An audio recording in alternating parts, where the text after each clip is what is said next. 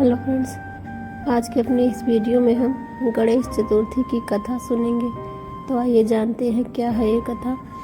एक बार माता पार्वती स्नान करने जा रही थीं, तब उन्होंने द्वार पर पहरेदारी करने के लिए अपने शरीर पर लगे उपटन से एक पुतला बनाया और उसमें प्राण डालकर एक सुंदर बालक का रूप दे दिया।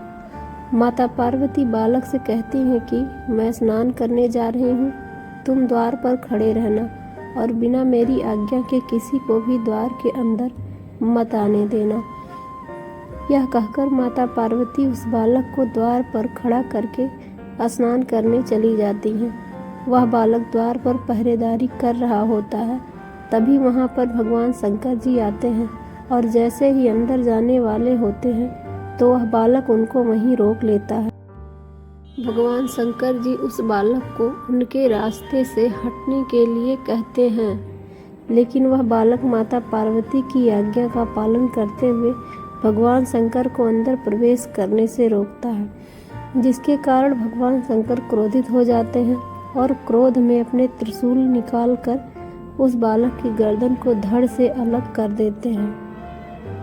बालक की दर्द भरी आवाज को सुनकर जब माता पार्वती बाहर आती हैं तो उस बालक के कटे सिर को देखकर बहुत दुखी हो जाती हैं। भगवान शंकर को बताती हैं कि वो उनके द्वारा बनाया गया बालक था जो उनकी आज्ञा का पालन कर रहा था और माता पार्वती उनसे अपने पुत्र को पुनः जीवित करने के लिए बोलती हैं। फिर भगवान शंकर अपने सेवकों को आदेश देते हैं कि वो धरती लोक पर जाएं और जिस बच्चे की माँ अपने बच्चे की तरफ पीठ करके सो रही हो उस बच्चे का सिर काट कर ले आए।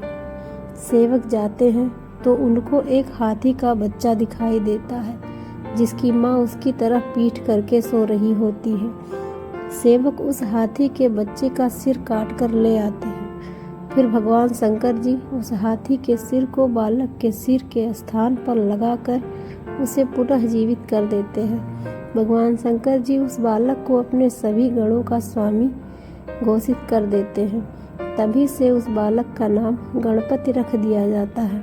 साथ ही गणपति को भगवान शंकर देवताओं में सबसे पहले उनकी पूजा होगी ऐसा वरदान भी देते हैं, इसलिए सबसे पहले उन्हीं की पूजा होती है।